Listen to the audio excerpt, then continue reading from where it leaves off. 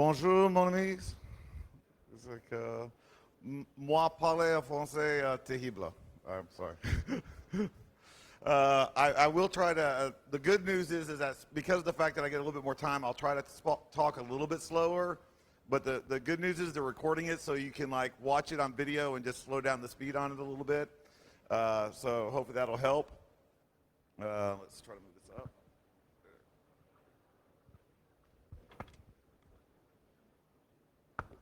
And there we go. So yeah, this is the title of my talk, Around the World in 80 Cons.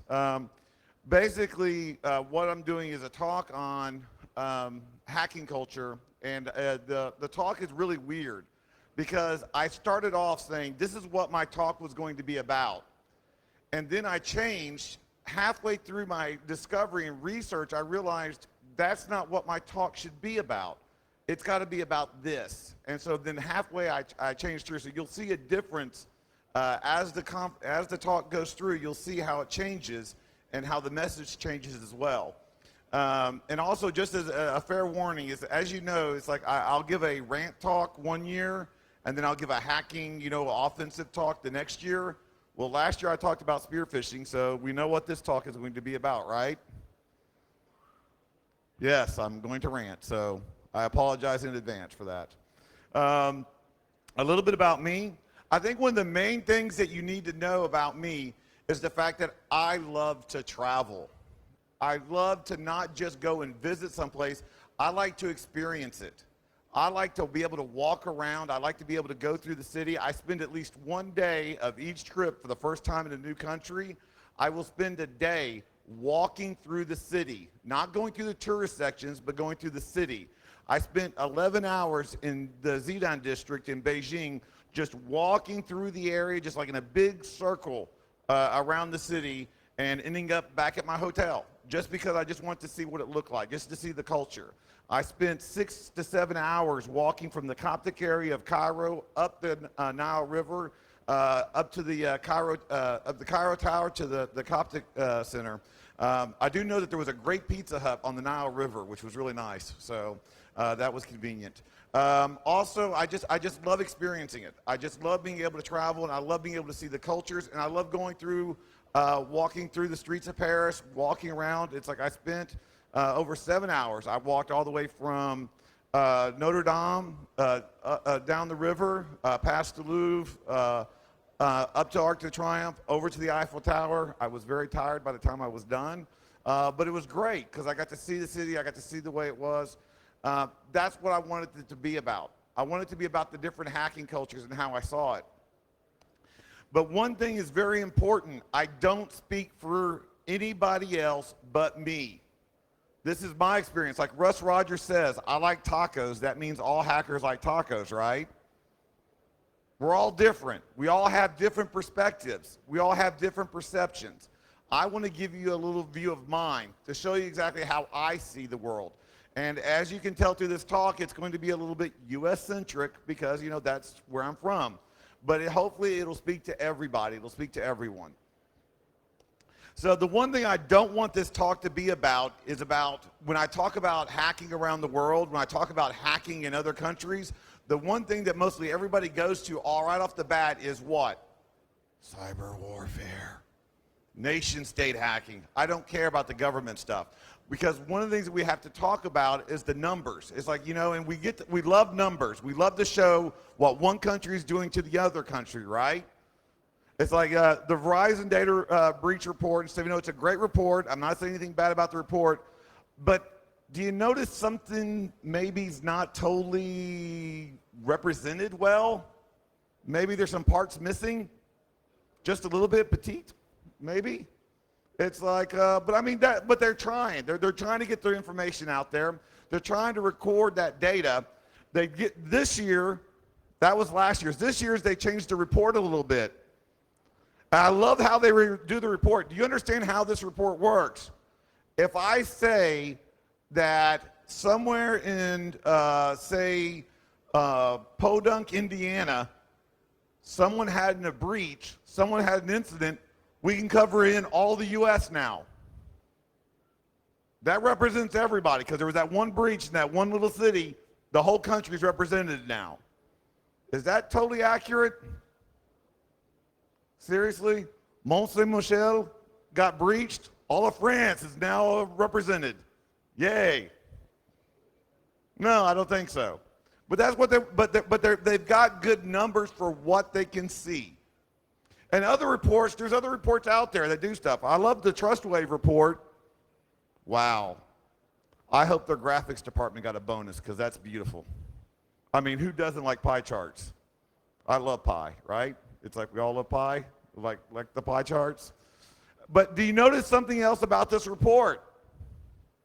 This was last year's report. Are there any areas around the world that may not be, there might still be stuff going on, but we're not seeing?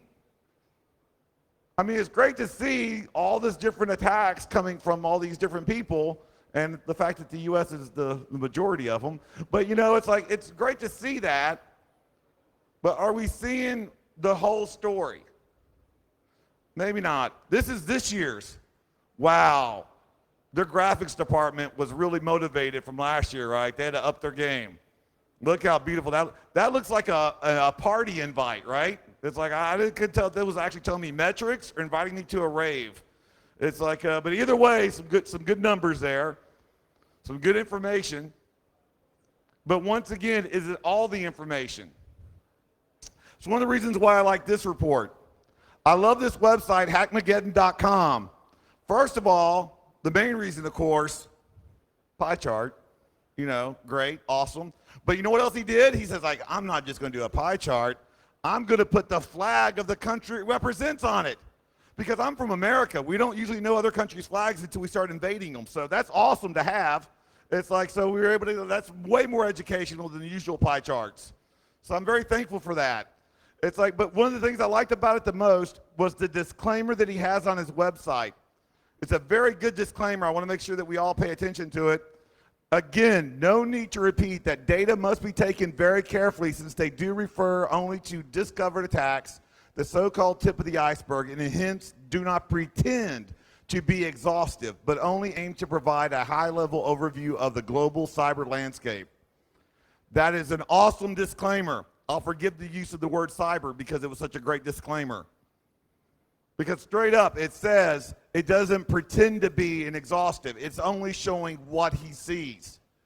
Every report you see out there, usually when it's talking about a global landscape, it is only talking about what it can see, their perspective, their perception. All the vendors and all the other sales teams, they love to use those reports saying, this is the Bible. This is the gospel according to whatever company made the report. This is what you need to know. This is all that you need to know. That is not the truth. Those reports are a great perception and perspective and a look into what's going on. It is not everything. Some reports deal more with data. This is a great report. I thought at first this was like a snapshot from War Games, but this is actually a report from a website, digitalattackmap.com. And this report shows numbers.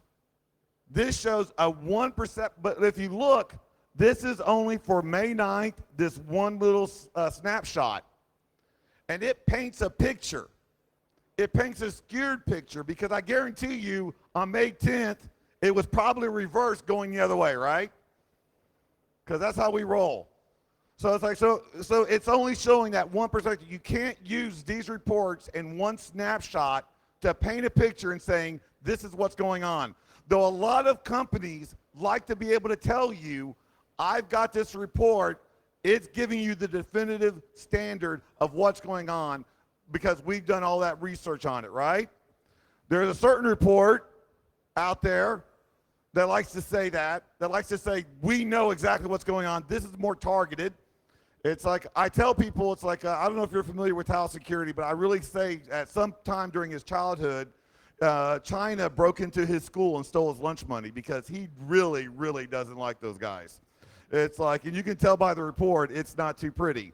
But it's still, this is showing, even though it's specific, it is showing a skewed perspective of it. It is showing a skewed perspective. It's showing just what they want to report, what they see, and how they see it.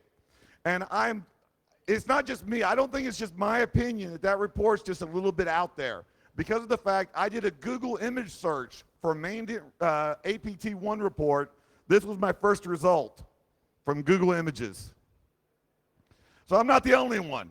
Someone else agrees with me that maybe just a little bit, slanted one way, toward against one certain group.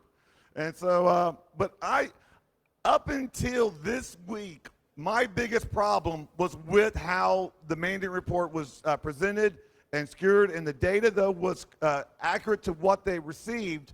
It was made in a way that was trying to propagandize what was going on. I was mistaken. There are worse vendors out there that are trying to create propaganda.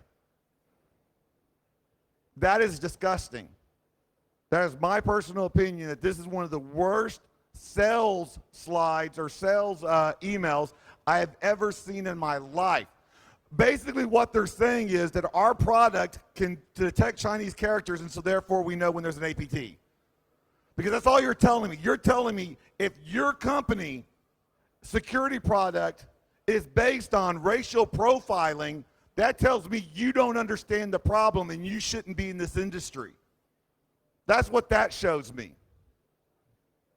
This is ridiculous that we've gotten to this, that we think that this is okay, that this is good marketing. But for just a second, let's stop and think about that. Let's stop and talk about the Chinese threat, because we're talking about global warfare, and we're talking about cyber warfare, and we're talking about all those other, really cool topics and stuff, that don't really happen that much effectively. Let's talk about China. Let's get that out of the way. Let's get that, elephant in the room. Let's get it out of there. The Chinese are bad because we're told that they spy on their citizens. They spy on other countries. They infect other nation computers with malware. They try to censor the press. They try to suppress protesters. In America, that's the propaganda that we hear. That's what we hear. Those are the reports that we get. So I was thinking about that, and it's like I read these reports and I see all these vendors talking to me about all the threats and why I should be afraid and why I should be scared and why I should make sure that my blinky lighty firewall is protecting me from the APT, from the cyber whatever. If it's a drinking game, we're all going to be drunk by the time I'm finished. It's like, why should we protect ourselves from all that? Well, let's go and break it down one by one. Let's go by this list and see exactly how bad they are. First of all, they spy on their citizens. That's horrible. Oh, wait, that's us. My bad. It's like, I love the one here. There's one story where it says NSA admits employees spied on the husbands, boyfriends, and girlfriends. How sad is that? So now you got to get spies to spy on the spies that are spying on their spouses, which even though we're spying on everybody else, it doesn't matter. They're spying specifically on their spouses and friends. It's just really bad. It's really sad that we got to, how many spies does it take to spy on people spying? And there's another one here. This was last week. Emails show feds asking Florida cops to deceive the judge. So what happens when the federal government gets caught tapping illegally their citizens and stuff that are taking them to court on that evidence? Well, the only thing you can do, you intimidate the judge and stuff, and make sure you lie to them and stuff, and tell them, say, hey, let's just forget about that part. So that seems reasonable, right? Hello? And, hello? My mic's out. How loud am I? Can you still hear me? Hello? Hello? I got an hour. I'll wait.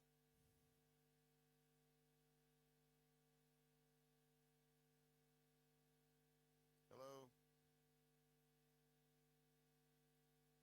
Can you hear me in the back? Raise your hand. All right. There we go. Screw it. I don't care. I'm going to keep going. So that's the other thing that we talk about. Allume-le que je vois. 1, 2, 1.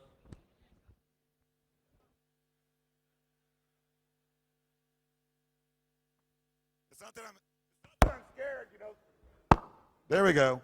It's not like I'm afraid. I start talking about the government, all of a sudden my mic stops working. I'm not paranoid or anything, but I'm just saying that seemed a little suspicious. Okay, I don't know who that guy is, but it's like make sure he stays away from the mic cord. Okay, good. So here we go. So we got this going on. So what's the other problem that we're talking about? Well, they spy on other countries. They shouldn't do that. That's not a good thing for them to do. Oh. You know what really hurts me the most is look how sad we made Merkel. She's German. Do you know how hard it is to make them that sad? I felt bad for her. I mean, she was growth by George W. Bush, and she didn't get that bad. So I'm really upset about that. I also love this one right here. It's like, it talks about, the Italian magazine says that U.S. spies listen to the Pope. The Vatican says unaware. Come on, people. I don't care what religion you are. I don't care if you're atheist, Buddhist, Islamic, Christian, whatever, Jewish. I don't care. We have to agree on one thing. This is a pretty good Pope. We like this Pope. He's a cool Pope. He does selfies. I mean, come on. Who can't like that guy? I mean, that other Pope with the red shoes was a little sketchy, okay? I could understand him. But not this guy. Not this Pope. He's a cool Pope. But we're still spying on him.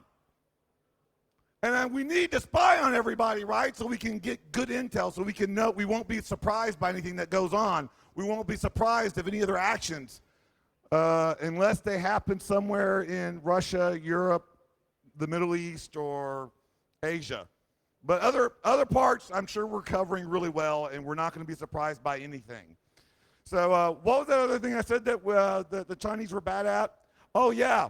They infect other nation computers with malware. That's horrible. I mean, that's not even close to being cool. That's not even passive monitoring. That's an aggressive attack on a network. Oh, that's not them either. I love the top one, though. You know how you deny, certain countries will deny, saying like, how dare you accuse us of attacking your country? How dare you accuse us of trying to do corporate espionage on and America's like, how dare you accuse us of infecting Stuxnet on the Iranians? How dare you?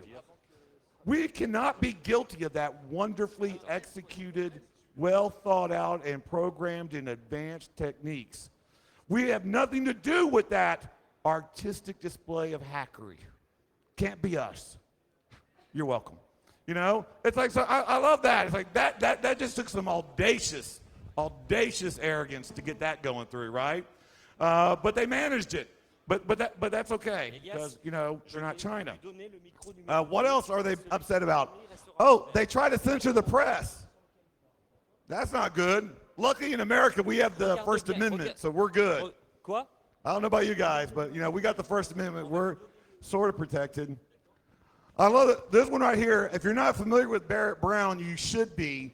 And one of the key things that I just recently saw in this clip, the federal government was actually trying to tell the judge to stop him from reporting about the government to say not nice things about, because he was saying, I don't know where he gets off of saying bad things about the government that's prosecuting him.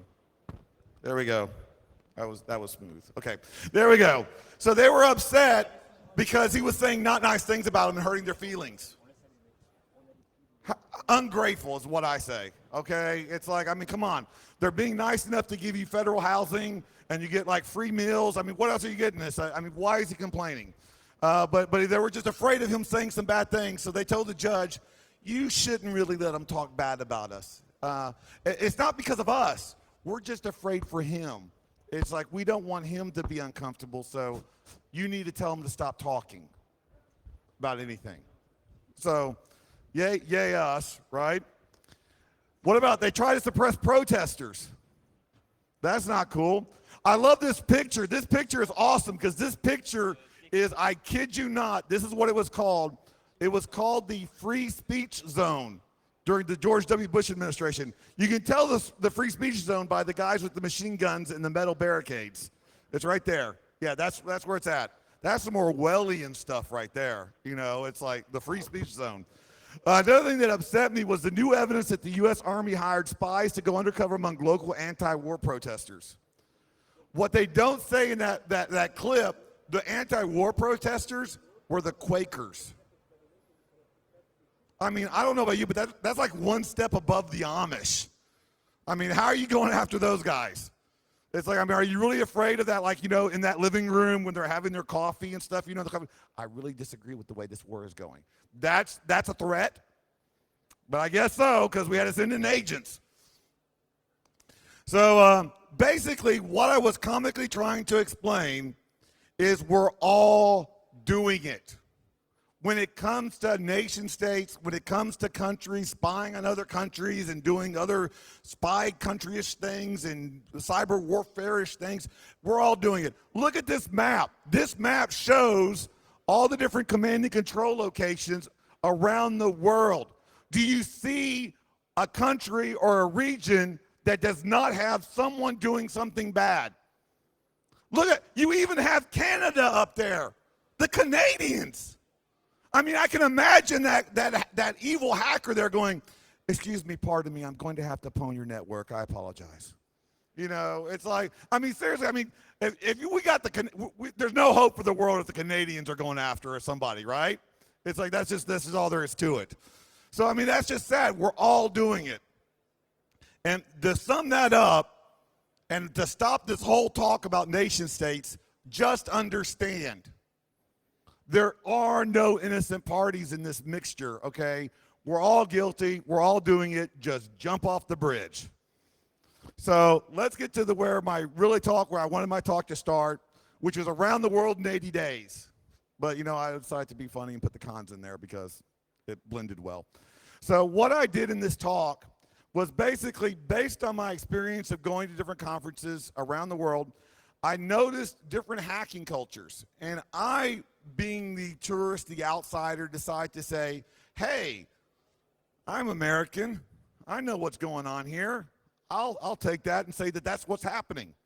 So I decided to just go around and start saying, I'm going to collect all these stories and figure out what's going on and why a hacking culture is different in Asia than it's different in Europe, how it's different in South America.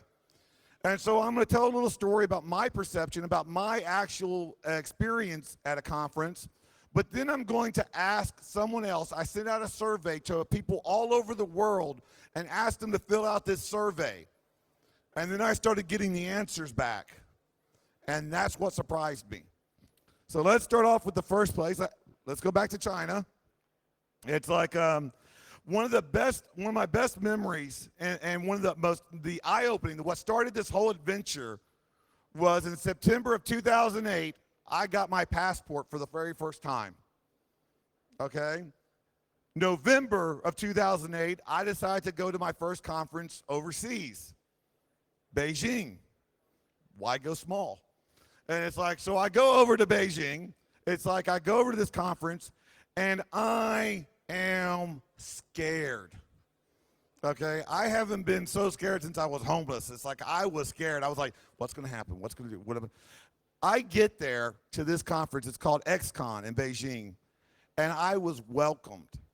It's like I had people like talking to me. It's like it was a very formal conference. It was such a great experience. Once I get past what everybody has conditioned and explained to me what it was going to be like, I was able to see how cool it was. I actually talked to a police officer from the Shanghai cyber crimes unit. We were talking and stuff over coffee. Well, I was Pepsi Light, but he had coffee. So we were talking over that, and he was explaining to me the troubles that he was having doing convictions of people committing cyber crimes in China. He was talking about how he needed more staff and stuff, to go after these kind of attacks. I mean, halfway through the conversation, I basically wanted to go, come on, bring it in here. Get a hug. It's going to be okay. I felt bad. It's like we don't realize that everybody is dealing with that situation. It was that moment, it was that conference that really opened up my eyes. And the only thing that I learned with perfect certainty is that I didn't know anything. I didn't know anything, and I could not expect to know what a place was like until I'd actually been there and tried to stay there and tried to visit and live there to understand what was going on. And until that point, my opinions don't matter because they're not based on fact, they're based on what other people were telling me. So let's go to a survey. Here's how I asked a whole bunch of questions. These are the 4 questions I ended up being consistent on. So the first question was, what country are you more familiar with? This one's from India. He says, how did you find out about hacking? He's like, the Matrix movie. Cool people hacked into the Matrix and did cool kung fu. Hey, it worked, right? You know, the guy's a good hacker. In your region, how is hacking seen by the general public? Negative. Is hacking seen in your region as more for crime, hacktivist, nation state, or other? Seen as crime. What's up with that? All right, well, let's go on. Let's go to the next one. Woo! Europe. It's like, I will have to tell you, and I'm being honest with you, I'm not trying to butter up Nuit the Hack. They've already got me on stage, so it's too late now. I'm just being honest. One of my best experiences that I've had in Europe was coming to Nuit the Hack. As a DEF CON fanboy, it's like I have never seen such a collection of just pure hacker spirit, hacker ethos being done here. People talking to people, people trying to just introduce. When I came here 4 years ago, I was overwhelmed. I do not have one negative experience. I have not met one negative person my whole entire time at these conferences for the last 4 years. And I have enjoyed it immensely. And it's just, that was what really got me. It's like, I just loved how, because I came over here and stuff, you know, and I didn't know how it was going to be. And I was like, okay. It's like, and I was at first intimidated by the room. But you know what? I see all the people, and people are coming up to me and talking to me and wanting to learn.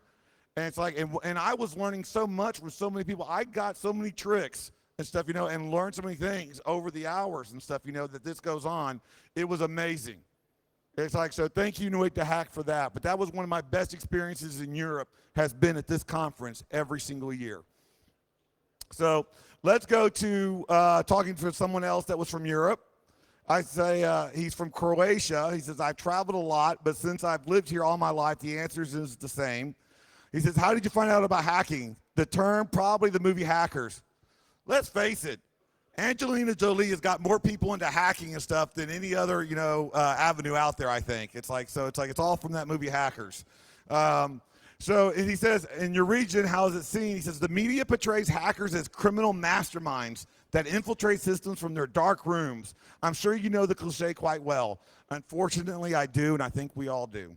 He says, is hacking in your region seen as more for crime, hacktivist, nation state, and other? Crime. This is where I'm starting to get a little annoyed. Once again, my passion, my art, my livelihood, crime. Let's go to the next one. Let's go to the Brazil. It's like I went to a conference there in Recife, Brazil. And the funniest part was, and this is the only good story I got from Brazil because I only went one time, so you're gonna hit, it's very repetitive. But still, I was having dinner, speaker dinner, and one of the Brazilian hackers was talking to me, and he was explaining to me one of the problems he had about being a hacker in Brazil. And I was like, what was that? He's like, well, hacking in Brazil is really not illegal. No one really cares. We're not cool. The girls don't think we're cool because we're outlaws or anything. And I'm like, I'm sorry? Maybe you'll get arrested? I mean, how do you answer that? It's like, I did not know where to go with that one. It's like, but the good news is that just recently in the last year or so, they've passed laws now in Brazil making it illegal, so yay? Yeah, I don't know how to go with that one. But that was his experience. That was his take on it. So let's talk to another guy from Brazil. He says, how did you find out about hacking? I love this answer. Trying to get things done. Is there a more succinct answer about hacking than that right there? That is what hacking is about. I'm trying to get things done. He says, in your region, how is hacking seen by the general public? Nowadays, it's a mix of good and bad. People sort of understand it. Back in the day, the early 90s, internet wasn't quite widespread. BBSs or stolen credentials to universities were the way to go. At that point in time, unless you were doing something, you wouldn't really be aware of hacking. With online banking being implemented in 96, 97, bankers' activity started increasing quickly in Brazil. Bankers' activity means, the credit card theft and attacking banks' websites. Is hacking in your region seen as more for crime, hacktivist, nation state, or other? Considering that those don't know anything about it, just see the stuff in the news, mostly tied to crime, and sometimes hacktivism. In the corporate world, a better understanding to ethical hacking. 3 continents so far, people, but the same answer, seen as crime. So let's talk about Africa. Africa is the one I cheat because it's like the only place I've been to in Africa was Egypt. And so I claim going to the continent of Africa because I was going to Egypt, but a lot of my friends from the Middle East are like, Jason, it's in the Middle East. I said, no, it's in Africa. I see it on the map, okay? It's like, we're unless Americans aren't the greatest with maps, okay, but I know for a fact that it's there. So we're going to count that as Africa. And I went to my first conference there, and it was so awesome because they didn't understand who I was because I was disguised as a normal person. I had a suit on. And I felt so sorry for those people because they really were like, they were all professional, and they were all like, even the college kids were wearing, those were college kids, dressed all nice and professional, going to an event. And then here I am going like, ha ha, it's like I'm at HackerCon, and it's like I had a blast. They didn't even realize I was like doing the bunny ears. One kid, you know that picture you take, and let's face it, I take it myself to this day, so I know we all take them. That picture you take in front of the banner of the conference that you're at, this picture? Yeah, that one. So there was one of the students was taking that picture in front of the banner in Cairo, and and it was awesome because it was the best photobomb I ever did. I was 20 feet behind him going like this. It's like he didn't see it until after it was developed. It was great. I ruined his whole moment. Hopefully I didn't ruin his whole experience with hacking, but it happens. So that was my experience in Africa. But let's go a little bit more into Africa by talking about South Africa. It says, how did you find out about hacking? When trying to call UK long distance numbers from South Africa during apartheid. That's some motive. That's some definite motive of trying to get something done and finding a way around a system that was trying to keep you from doing it. Once again, hacker spirit. In your region, how is hacking seen by the general public? There is still a stigma attached to hacking, as in hacking into network apps over buildings. It's seen as more criminal than anything. As your hacking in your region seems more for crime, the media have dictated the views of hackers in most countries, so it's hard to put a positive slant on it. Also, criminals and genuine hackers are put into the same category. Anybody else starting to get depressed? I'm trying to be as funny as I can, but is anybody else starting to get a little bit depressed about this? Anybody else just a little bit upset that this is what's going on? This is the trend that's showing? All right. I hope I'm not the only one. Well, let's talk about the Middle East. It's like I've been to several countries in the Middle East. I've been to Qatar, Lebanon, Jordan, Cyprus. It's like I get around in that area. And one of my first experiences was in Beirut, Lebanon. And I'm having a little lunch thing with someone. And there was a hacker there. There was a junior hacker there. He just started, he was just like trying to get into professional pen testing. And he was a great guy. And he wanted to impress me and show me what his skills were like. So he's like, he opens up his laptop, and I'm thinking he's going to show me a program or something he's written. And what he shows me is that he has root access on their national telecom system. Okay. I'm like, what are you doing with that? And he's like, well, nothing. He still pays his telephone bill. He's never accessed anybody else's account. He hasn't changed or modified anything in their network. He just has had root access on it for 5 years. I'm like, good for you. And that's sort of what it's like there. In that region, I've seen so many people it's very compartmentalized. Their security, they consider their security from the physical aspect, from the individual aspect. If I secure everybody that matters, everybody that's like individually, then we're all protected. But you go to their national infrastructure and you go to their routers that control their whole broadband for their country, and you see that their router password is Cisco. Not cool? So it's like, so that was one of the things that I learned from there. So let's go. See, here's where I cheated, because I mentioned Egypt earlier, but I'm going to mention them again in the Middle East frame, because this was a great answer, and I love telling this one. He says, like, how did you find out about hacking? I caught a virus in 2005 because a certain person, downloaded a pirated game and it was backdoored. Wondered how those virus worms worked. Learned some programming first by viewing sample viruses sources, and walked that road and never went back. That is awesome. Basically, what he's saying is someone pwned me. I didn't like it. I didn't want to be a victim, so I learned how it was done, and I can start doing it myself. That's awesome. It's like, so that's a great response. In your region, how is hacking seen by the general public? Hacking is generally viewed as hacking people's Facebook and Yahoo accounts. How sad is that, people? Take a moment and understand how sad it is over in that country, okay, that you're hacking Yahoo accounts. Really? Yahoo? Okay, sorry, I digress. Okay, is hacking in your region seen as more for crime, hacktivist, nation state, or other? Most view it as a crime. Few know about hacktivism. In the country who started or helped start the Arab Spring and Tahrir Square, they still don't even realize most about the hacktivism. They see it as crime. Again. So let's talk about America.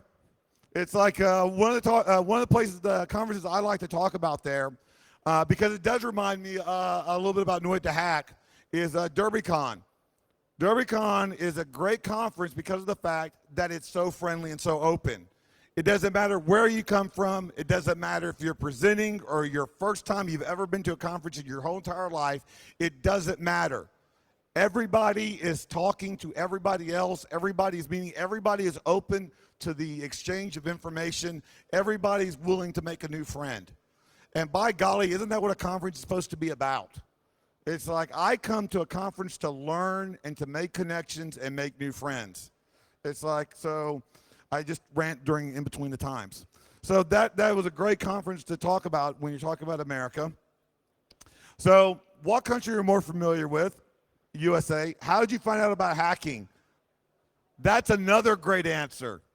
Second nature. Because quite honestly, isn't it? And we'll talk about that a little bit later, actually. In your region, how is hacking seen by the general public? Negative. Is hacking in your region seen as more for crime, hacktivist, state, or other? Both crime, weave, and hacktivist, Occupy Wall Street. Okay.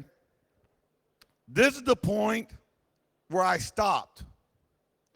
This is the point where I started to question to myself, what am I doing giving a talk on hacking culture and diversity and how we're different? I wanted to give a talk, basically, how hackers in Malaysia were like doing a lot of hackerspace activity and getting a communal going on, how the German hackers and stuff, were such privacy advocates, how the reverse malware going on in Russia, the carding activity in Brazil, the maker things and stuff in the US.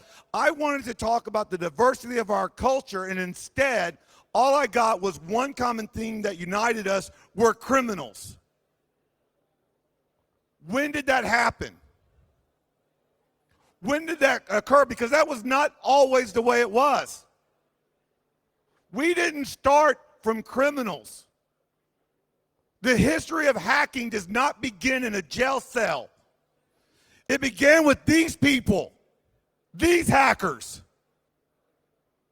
Alan Turing, the father of cryptography, broke the Enigma machine, saved thousands upon thousands of lives, and his society thanked him by having him chemically castrated until and then he when it existed until he committed suicide. That was his thanks for the gifts that he gave to this world. What about Nikola Tesla, one of the true fathers of open source? We are denied so many of his inventions because of the fact He didn't want to make money off of it. And American corporations were going, well, we can't have any of that. That doesn't sound cool. Forget that. We're going to go with this Edison guy. He wants to make a buck. He died alone in his hotel room. It took the maid 2 days to discover that he was dead. His self-proclaimed love was a pigeon that he nursed back to health that he found in Central Park. That was his reward for what he gave to the world. And he was a hacker. What about Paul Gallet, Belgium? I know Al Gore likes to talk about how he made the internet, okay? I got a surprise for you. He did in 1934. He came up with the foundation and the blueprints of what the internet should be and what it has become. Until he died destitute in 1944, because who wants to talk about, building up world peace and countries working together united through an interconnection of networks, right? There's no money in that. And what about Ada Lovelace? She was the first computer programmer. She was the first computer programmer until she was ostracized by her family, and then the treatment for her cancer is actually what killed her. And I want to answer, and I want to give my only and one statement when we talk about women in tech. Because a lot of the stuff on Twitter and a lot of the debates that you hear, we have all these constant debates about, well, women in tech, should women be allowed in tech? I got news for you. Women started this industry. They let men into it. Women were the ones that created it. So that's my statement on that. What happened here? What happened to these hackers? Why is it like that? I would like to talk to you about Leonardo da Vinci. Leonardo da Vinci, I think, is an uber hacker. He is one of the best hackers ever recorded in history. But he died really well. People loved him. He was well adored by all his friends. He was surrounded by family when he died. And Prince let him retire into this really big mansion. So that didn't fit my story. I'm trying to manipulate emotions, so we'll forget about him. So let's get back to all these other things that happened to these other hackers. Why does it have to be that way? Why did we become criminals? When did we become the villain in the story? Because I'm not going to talk about 200 years ago. I'm not going to talk about 100 years ago. Let's talk about what's going on now. I'm not going to say if this person's guilty or innocent. I'm going to tell you about their crime, what they were convicted of. Jeremy Hammond, 10 years for hacking. Weave got 10 years for hacking. It was overturned, but they were still trying to prosecute him, and a jury convicted him for doing browser directory. Something mostly every person in this room has done. Max Ray Butler, 13 years for hacking. Roman Vega, 18 years for hacking. Albert Gonzalez, 20 years for hacking. Did the sentence fit the crime? I've gotten to the point where I was like, this seems a little heavy-handed. Let me put some context for it, okay? Let me give you some context. Malek Richmond, 1 year for rape. Gerhard Becker, 1 year for involuntary manslaughter. He was responsible for the death of a firefighter that was supposed to be saving lives, who died because of him. So he got a year. Trent Mays, 2 years for rape. Seth Hornberger, 3 to 6 years for voluntary manslaughter. Means they couldn't get him for murder. He pleaded down to voluntary manslaughter. You got Jessica Ferratio, 5 years for murder of a 23-month-old boy that she bashed his head in. She got 5 years. If you're not disgusted by now, you should be. I basically tell people, my advice to you, if you want to commit a computer crime, make sure you kill somebody in the same room so you'll get a lesser sentence. Because that's the way it seems to be, right? And why is that? Someone gave me an interesting opinion on it. They said it's because, Jason, it's like murder and rape and manslaughter and those kind of things. Well, we're used to that. We dealt with that for thousands of years, which, basically is slightly depressing as well, right? But we know how to get it, so we don't really consider that. But hacking is new and exciting, and it's unusual, and we don't know what to deal with that. Basically summed up, We like to be these mystical hackers. But when people don't understand you, they fear you. And what they fear, they try to destroy. It is human nature. So good luck with our mysterious act, because this is what's happening to us. So let's talk about some other criminals. Here are some criminals. Back in the 1970s, they somehow got access to an administrator password and used it to steal the company's internal accounting file. Alan doesn't go into detail about how they got the password. They were hoping to decrypt the file to get free of the accounts. These criminals, Paul Allen and Bill Gates, what was their punishment besides inflicting windows on the world? Their punishment was they were denied computer access at school. That's how they were punished. Okay? Does that seem fair? Actually, it does. It's like they didn't really harm anybody. They didn't really harm any of the systems. They were just trying to, so they got denied access. What about these guys? These two outlaws, Wozniak and Jobs. Well, Wozniak was offering a guarantee on the illegal product in such a quirky way which appealed to Wozniak's sense of humor. It's kind of strange in itself. It's kind of unusual, but I felt it was worth the joke. It's like basically they sold blue boxes, illegal devices that were against the law in the United States that were specifically designed to circumvent this phone system and commit fraud on a company. And he put a little note inside each one of the boxes that was the warranty in case it broke, he would fix it for you. That was a crime. They were not just committing crime, they profited off a crime. But we showed them who's got the latest iPhone. Exactly. It's like that was their reward. But you know what? I mean, it was just defrauding a national telecom of millions of dollars. It wasn't that bad, you know. It's not like they did this. Because in 2010, another young man who had already founded a multi-million-dollar company broke into a utility closet at MIT. He hooked up a laptop to the campus network and downloaded 4 million academic journal articles, most of them already in the public domain, from a paid archive to which he had a subscription. He paid for the subscription already with his money. He was arrested, indicted twice on multiple counts of fraud, and at a trial that was to have begun in April, could have faced 50 years in federal prison and $1 million fine. His name was Aaron Swartz, and he was hounded to death by the government. In 40 years, we went from you're bad to you're bad. Once again, the education is out there. Where did it happen? Where did it change? Why did we become, from even 40 years ago, hackers being okay, being explorers, being mischievous little miscreants on someone else's network, to being electronic terrorist? How did that happen? Well, I got a good inkling on how that happened. Could it be something like this? Look at these articles here, people. That's not a hacker. That's like the Nazgul. I mean, I see that. Every time I see that picture, I'm going to throw a ring at it and say, go away. How do we get that? I've got a computer room in my house that's got its own air conditioning unit just for that one room.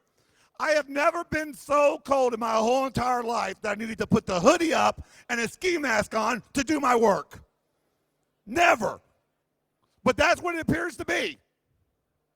That's how we're seen. I like one guy who's putting his hoodie down now, like, oops, maybe I should put it down right now. It's like, yeah, that might be a good idea. Wait till after the talk. We're cool. It's like, but that's what we're seen as. That's how they see us. Who wouldn't be afraid of that? And how do they get this image? How do they keep thinking of us like that? Well, maybe we help just a little bit. Maybe we just like that mystique. Maybe we like being the mysterious hackers every once in a while. Maybe I'm not going to talk to you more about this picture because I think those guys are Mossad and I'm afraid of them. But let's just talk about maybe we actually try to make that image just a little bit scary. Okay? Those guys are actually scary, so let's go on.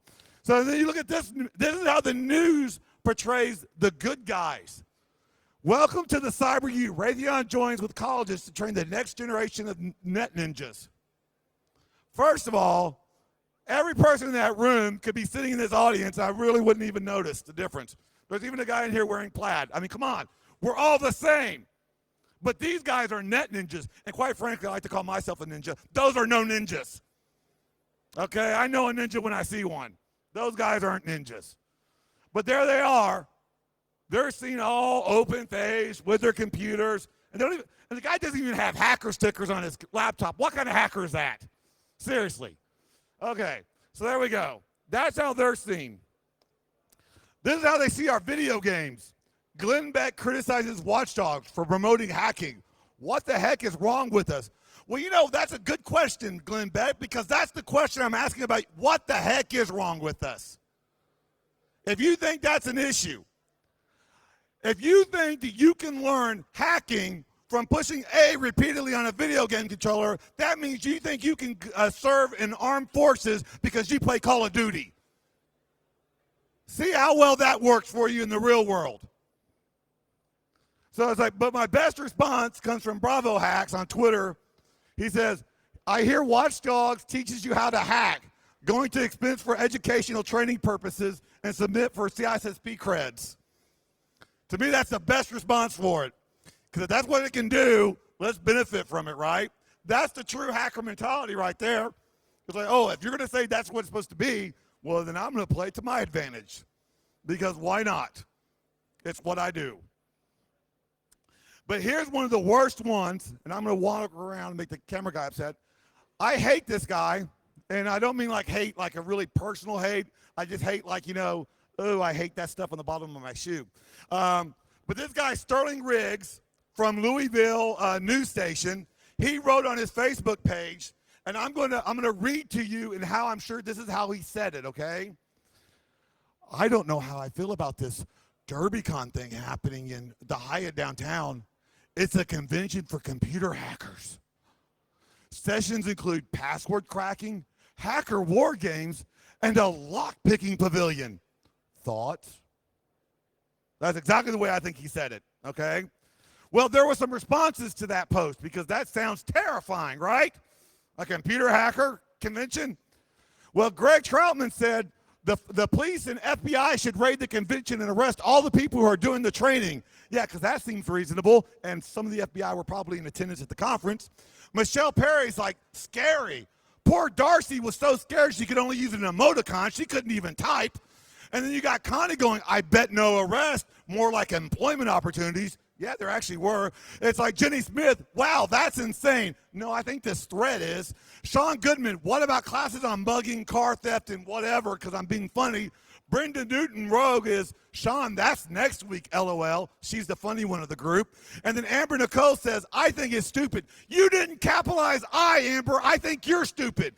And then Jinjin goes, just sums it all up perfectly, arrest them all. Seriously, the targeted ads for Facebook on this thread were for pitchforks and fire.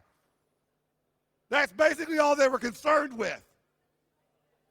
And so what happened to this thread? Well, Iron Geek saw it. Iron Geek Adrian Crenshaw saw this. So what did he do? He tweeted out to the world, said, hey guys, there's a link here to this thread on Facebook and they're talking about us. What should we do? Well, we're hackers. You know what we did? We started commenting with facts. We started educating the people in the thread. We started giving reasonable, logical responses to the insanity. I mean, we trolled a little bit too. We're hackers, right? But we gave logical responses and answers. We normalized this thread. We helped sway the opinions of these people by showing them what we were talking about and what we were about. So what did Sterling Riggs Jerkoff do? He did the only thing he could do when confronted with that kind of reasonable response. He deleted the thread. These are the only screenshots of it available. Because that's what the media wants. We need to fit the narrative. You're a hacker. You don't have a boyfriend or a girlfriend.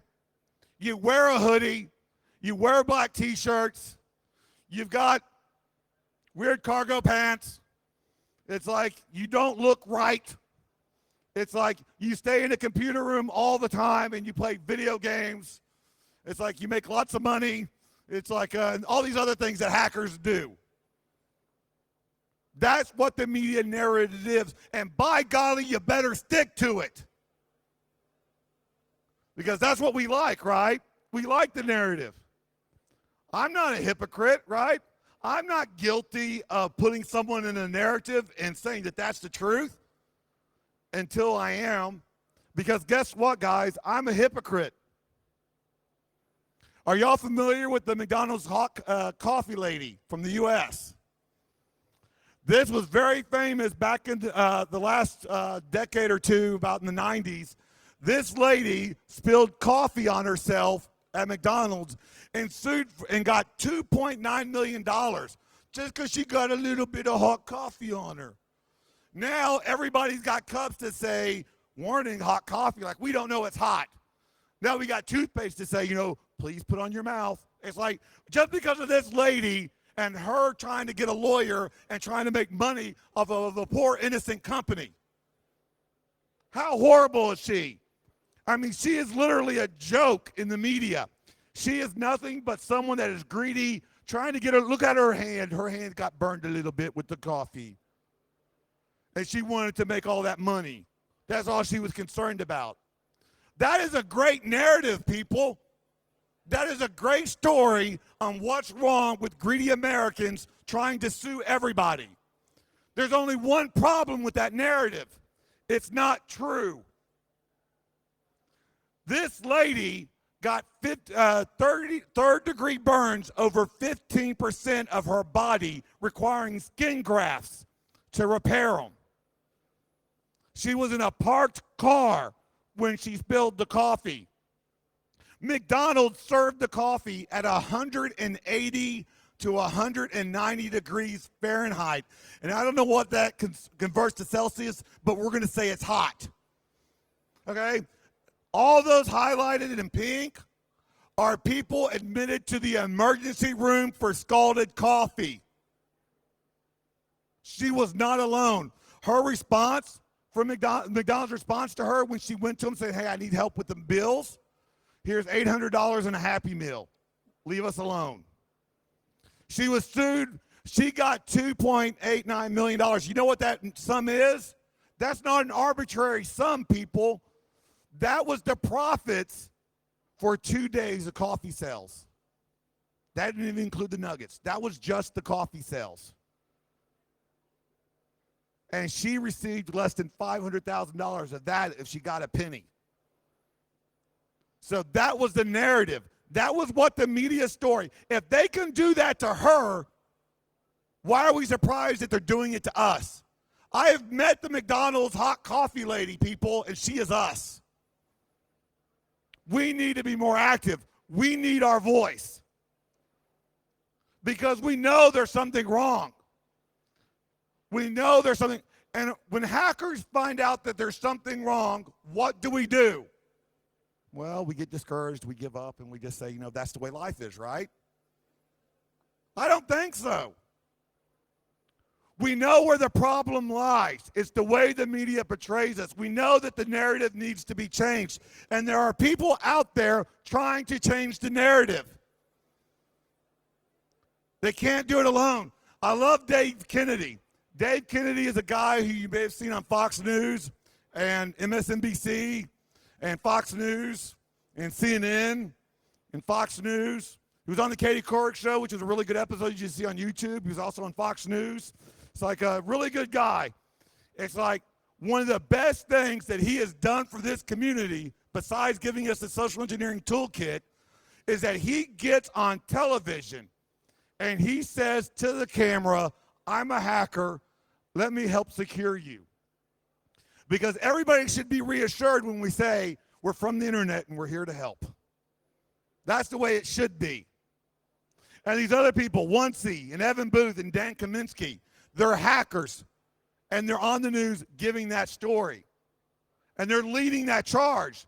But guess what? They're not the only ones that should be doing it. What is stopping you from doing the same thing? Talking to your local newspaper, talking to your local TV station. When there's a security incident in the news, they don't need to hear from every expert in the world.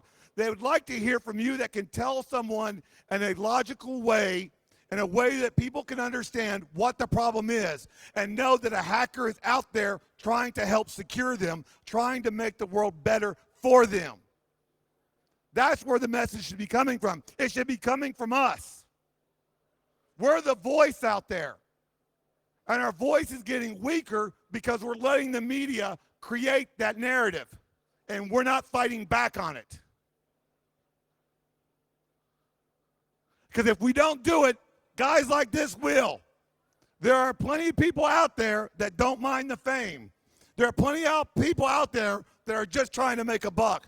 There are plenty out there that don't want to hack. They just want to write checks. People like this guy. We don't need to be this guy. We need to be that voice. Because we're hackers. And I am telling you this. I know of no other industry on the planet that doesn't just try to make a profit, that doesn't just try to make what they do and sell that. They try to go and try to make the world better. We try to change not just what we do in our industry, we try to seek out and make other opportunities. You've got Blood Code at DEF CON. Is Nevada's largest blood drive in Nevada state history was at a hacker conference. A hacker conference did that. Not any other location. You've got missionaries in Uganda doing tech support for other missionaries and charities. You've got China Eagle here from China. He's the Johnny Long of China. He brings out computer systems to the rural areas of Western China and puts them in. He's a great patriot for his country. He hates cybercrime.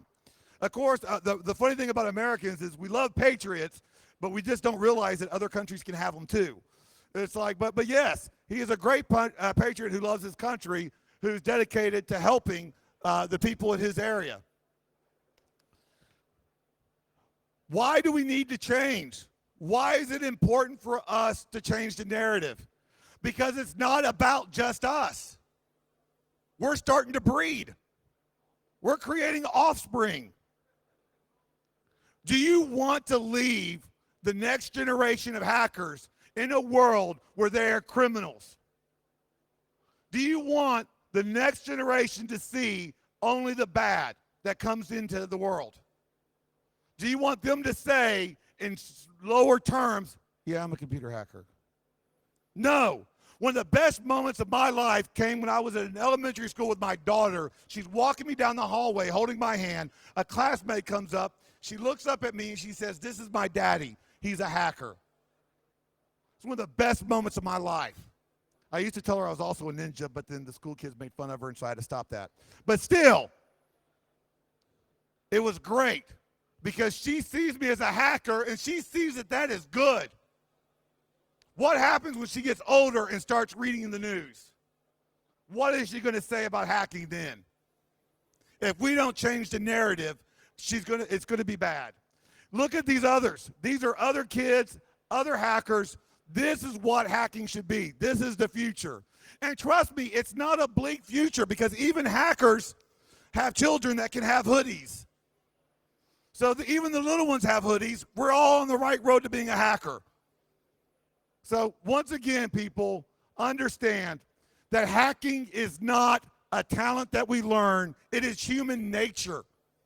It is part of being human. It is our children creating the stuff. We don't have to just say, I wonder how do you become a hacker? I tell them, you are a hacker. You just don't have the formal education or you don't have the drive to learn and see all the things you can do with it. But everyone has that hacking instinct in them. It is second nature. Huh?